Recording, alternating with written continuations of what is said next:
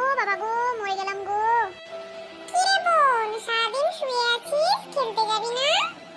না রে, আমার শরীরটা আজকে ভালো নেই, আমি যাব না, তুই যা।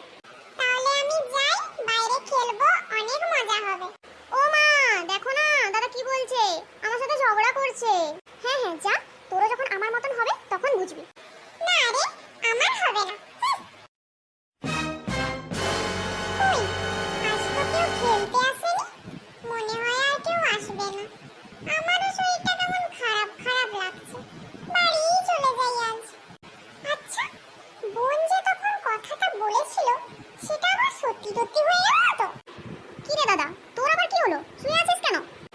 আর বলিস না, আমারও মনে হয় জ্বর এসছে রে, আর মনে হয় বাঁচবো না, এবার মরেই যাব।